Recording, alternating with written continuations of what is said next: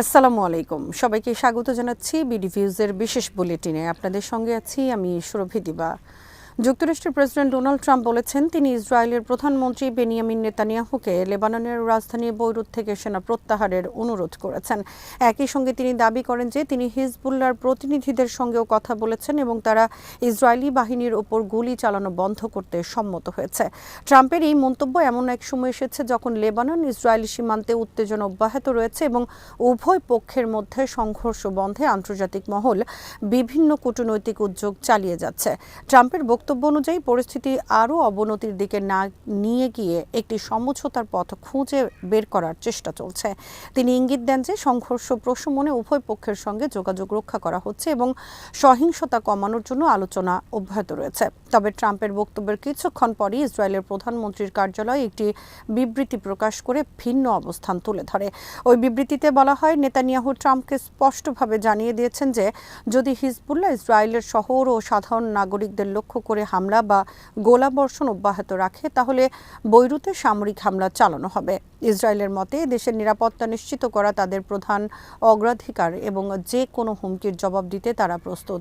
এছাড়া ইসরায়েলের প্রধানমন্ত্রী কার্যালয় জানায় দক্ষিণ লেবাননে ইসরায়েলি বাহিনীর চলমান সামরিক কার্যক্রম পরিকল্পনা অনুযায়ী অব্যাহত থাকবে, অর্থাৎ সীমান্তবর্তী এলাকায় অভিযান বন্ধ করার কোনো ইঙ্গিত তারা দেয়নি। এই ঘটনায় স্পষ্ট হয়েছে যে একদিকে কূটনৈতিক প্রচেষ্টা চললেও অন্যদিকে সামরিক প্রস্তুতি ও পাল্টা হুমকির কারণে পরিস্থিতি এখন অত্যন্ত সংবেদনশীল রয়ে গেছে। ফলে লেবানন ইসরায়েল সংঘাতের ভবিষ্যৎ গতি প্রকৃতি অনেকটাই নির্ভর করবে উভয় পক্ষের পরবর্তী পদক্ষেপ এবং চলমান আলোচনার ফলাফলের উপর।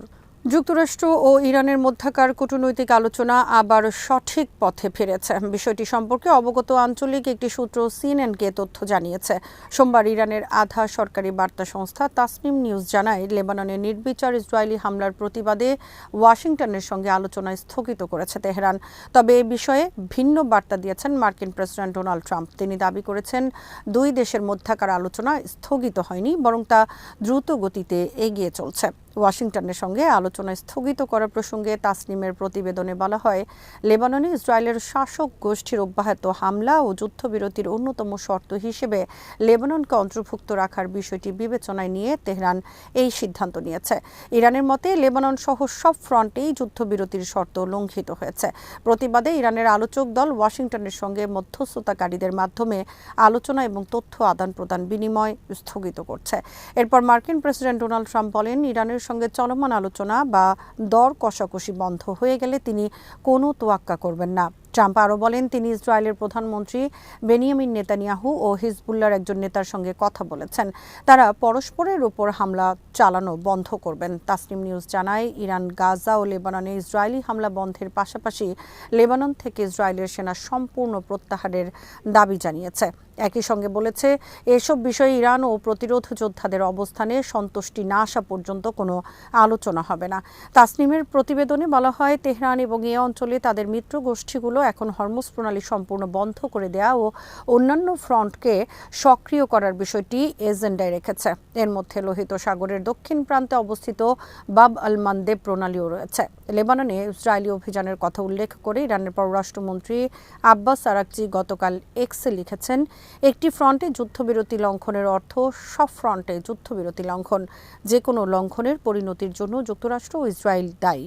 ইরানের সঙ্গে যুদ্ধ শুরু হওয়ার পর থেকে দেশটির হামলায় যুক্তরাষ্ট্রের 20টি সামরিক স্থাপনা ক্ষতিগ্রস্ত হয়েছে। বিবিসি ভেরিফাইয়ের বিশ্লেষণ করা স্যাটেলাইট চিত্র ও ভিডিও থেকে এ তথ্য জানা গেছে। এই বিশ্লেষণ থেকে বোঝা যায়, ইরানের হামলার পরিধি যতটা ব্যাপক বলে যুক্তরাষ্ট্র এ পর্যন্ত প্রকাশ্যে স্বীকার করেছে, প্রকৃত চিত্র তার চেয়ে অনেক বেশি। যুক্তরাষ্ট্র ও ইসরায়েল গত 28 ফেব্রুয়ারি ইরানে একযোগে হামলা চালায়। যুক্তরাষ্ট্র এই অভিযানের নাম দেয় অপারেশন এপিক ফিউরি। মার্কিন ইসরায়েলি হামলার জবাবে ইরানও পাল্টা আক্রমণ শুরু করে। ইসরায়েলের পাশাপাশি মধ্যপ্রাচ্যের 8টি দেশে থাকা যুক্তরাষ্ট্রের গুরুত্বপূর্ণ স্থাপনা নিশানা করে ইরান। এতে সব দেশে থাকা যুক্তরাষ্ট্রের অত্যাধুনিক আকাশ প্রতিরক্ষা ব্যবস্থা, জ্বালানি সরবরাহকারী উড়োজাহাজ ও রাডার ধ্বংস বা ক্ষতিগ্রস্ত হয়।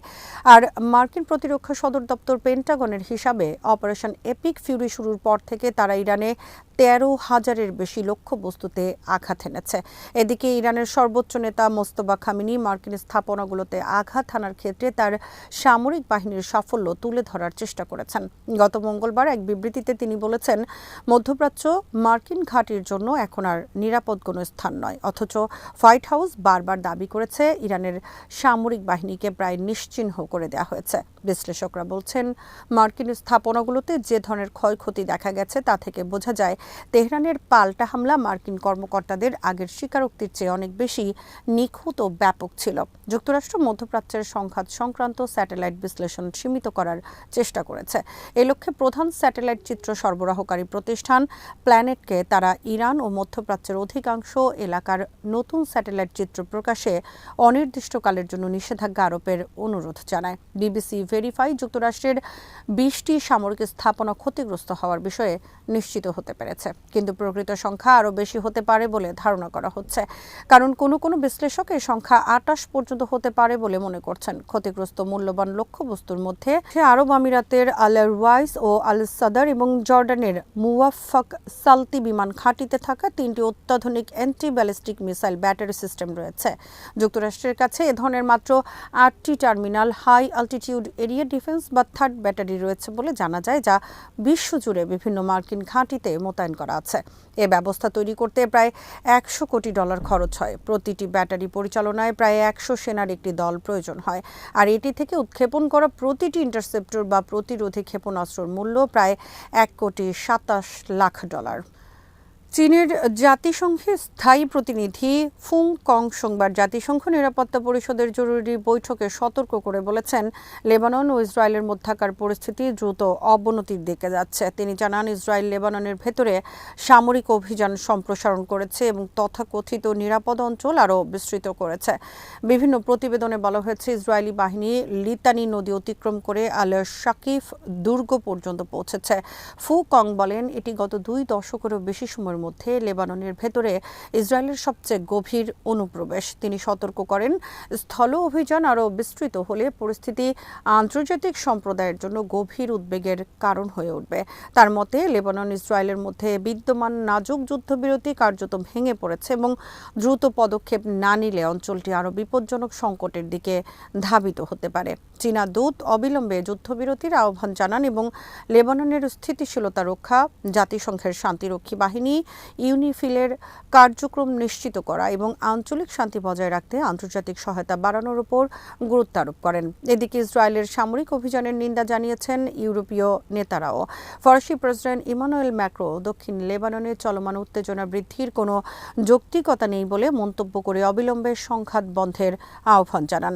ব্রিটিশ পররাষ্ট্রমন্ত্রী ইয়েভেট কুপার বলেন, ইসরায়েল ও হিজবুল্লাহ উভয় পক্ষেরই যুদ্ধবিরতি মেনে চলা উচিত এবং ইসরায়েলের গভীরতর অনুপ্রবেশ বন্ধ হওয়া প্রয়োজন। জার্মান পররাষ্ট্রমন্ত্রী ইয়োহান ভাডেফুলও পরিস্থিতিকে উদ্বেগজনক বলে উল্লেখ করেন। অন্যদিকে হিজবুল্লাহ দাবি করেছে, 30 মে ইসরায়েলি বাহিনী দক্ষিণ লেবাননের ঐতিহাসিক বেউফোর্ড বা আল শাকিফ দুর্গেও পৌঁছলেও সেখানে স্থায়ী নিয়ন্ত্রণ প্রতিষ্ঠায় ব্যর্থ হয়েছে। সংগঠনটির মতে, কয়েকদিনের তীব্র বিমান ও গোলাবর্ষণের পরও তাদের যোদ্ধাদের প্রতিরোধের মুখে ইসরায়েলি বাহিনীর অগ্রযাত্রা থেমে যায় এবং তারা কাঙ্ক্ষিত লক্ষ্য অর্জন করতে পারেনি। আজ এখানেই শেষ করছি। সবাই ভালো থাকুন, সুস্থ থাকুন আর দেখতে থাকুন বিডি ভিউজ। চ্যানেলটি ভালো লাগলে সাবস্ক্রাইব করুন। সংযুক্ত থাকুন আমাদের ফেসবুক পেজে। আল্লাহ হাফেজ।